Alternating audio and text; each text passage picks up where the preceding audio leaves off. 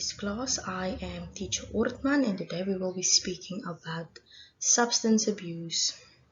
Our topic today is about substance abuse. If I recall properly, you guys have covered this in grade 5. So you have prior learning about this topic, right? But here today we are just here to refresh your mind, your memory, and to inform you more about substance abuse. I'm going to go over to the next slide, and then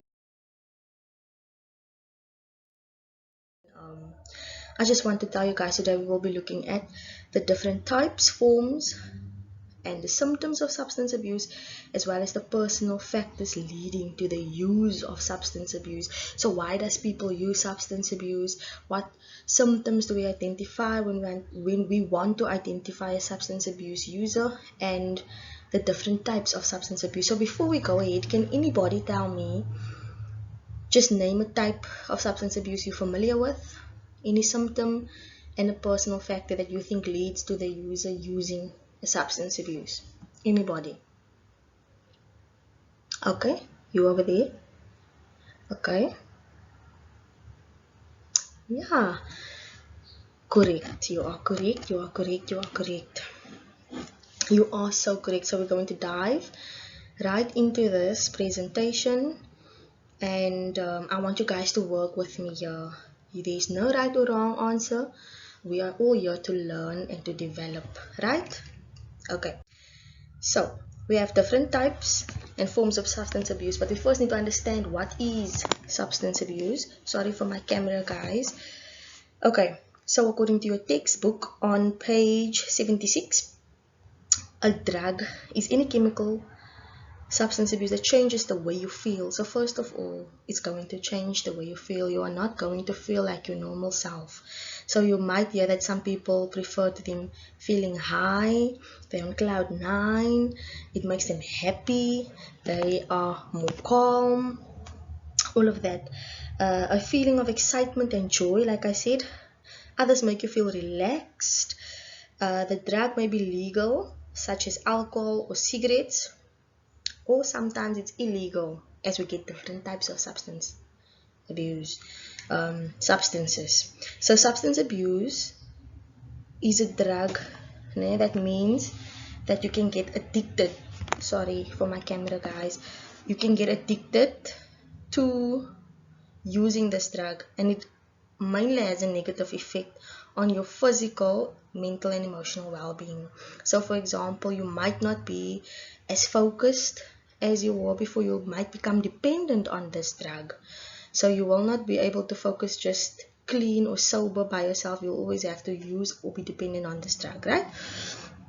As mentioned on the last part, the person becomes dependent to the drug. They are in an uncomfortable need to use, uncontrollable use to use, need to use the drug. So if you guys look on page 76 in your textbook, there are different types of substance abuse. But before you look there, can anybody just name a substance abuse that you're familiar with? Alcohol, okay. Cigarettes, dacha, tuk. Yes, you guys are so correct. There, as you can see in the textbook, there is a various from page 76 to 77. I just listed a few. There's your alcohol. So you guys know what this is. Alcohol, glue, marijuana, also referred to as dacha, mandrake, cigarettes, prescription drugs. Yes, people get addicted to these things. So I'm just gonna go through this as quick as possible. Alcohol is, okay, you guys can just, I can't really see on my screen, but if we read through that, we will understand what we are talking about over here, right? Now we're going to move over to the symptoms. Can anybody just name, as we mentioned earlier in class, a symptom that you are familiar with that you think happens? Yes, the person does. The person is not themselves. You are correct. You are correct. Okay, so there are many signs that a person may be using a substance. It is important to remember that there might also be other reasons. So it might not be that just because your friend always used to laugh and or it becomes distant or whatever, that he or she is using a substance. It might be, something more personal. It might be they're going through something. However, you can still see the difference in their appearance and the difference in their behavior. So in appearance, they might not be as neat as they used to be. They might not eat much. They might lose weight. They might gain weight. Their hair might start to fall out. There are different appearances. If you look in your textbook, let me just check here, page 77.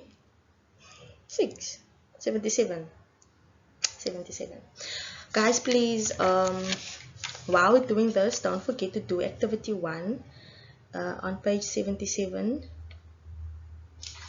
in your book. It's a quick activity, but while I am explaining, I'll give some time as well to just complete these activities. Okay. And the changes in the behavior, they might become more violent or silent. They might pull away, draw away where they've always been. A social person, they might become more alone. They don't want to be with you, or they just don't want to be around people. They want to be by themselves. That is symptoms, that is signs. You have to be alert about these things. Why is Jane not talking to me anymore? Why? Maybe she feels when you speak and she just comes onto you and she just starts attacking you, where she'd normally be understanding. So she misunderstands you, right? If you guys look at page 76 to 77, there's like a questionnaire there. I want you guys to go through that for me, as well as page 78, activity 3. It's a checklist about substance abuse, right? Okay, guys, we're going to look, but we're going to go through these activities together. We're just going through the content, eh? Okay, lastly, we'll be looking at the factors that lead to substance abuse. Who can tell me what is intrapersonal factor and what is the interpersonal factor? Anyone?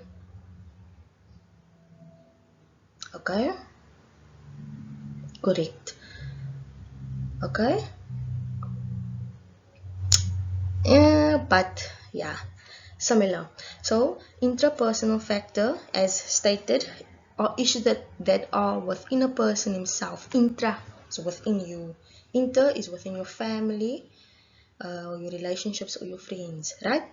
So intrapersonal factors are issues that are within a person himself or herself. These include early exposure using alcohol or drugs at a young age, right? So you might be exposed to drugs at a young age. You might be like going to a party and the friends are forcing you to use substance abuse, or you're just using it because you're dealing with things within yourself. And interpersonal factors are issues, a relationship between your family. So for example, your parents might be going through a divorce and they're starting to fight, and your daddy is starting to drink, and then all of this is packing on you, and it may lead to you also abusing substances. Yeah, so you guys, on page 81, we will also be doing activity 4. 3 learners needs to read the case study for us, and then we will just do the activities that is to follow after that. So interpersonal factors, it can be that early exposure using alcohol or other drugs at a young age increases an adolescent's risk of becoming dependent. So say for example, because you're grade 7, you're going to high school next year, now you want to explore, and that is where you become dependent, because you want to fit in with the right crowd, peer pressure. Interpersonal, your family are getting divorced, or your friends don't want to be friends with you anymore, or your family, you have to do everything in the house and you can't cope with the schoolwork and everything. So now you think, okay, using a substance is going to make you feel better and all of that. And that is factors. There's various factors that leads to you wanting to use something to help you cope with the load and the hand that you dealt with. Okay, so we covered quite a few things. We covered the factors, we covered the types of the substances, the symptoms, as well as the types. So if you guys have any questions, please do not be afraid to ask. If I must go over something again, please do not be afraid to ask, guys. Those activities, we're going to be going through them now, and we're going to go through them together. You don't have to be afraid to ask any questions. Anything that you need help on, clarity on, I'm here to help you, grade 7s. Okay? So, yeah. Thank you very much.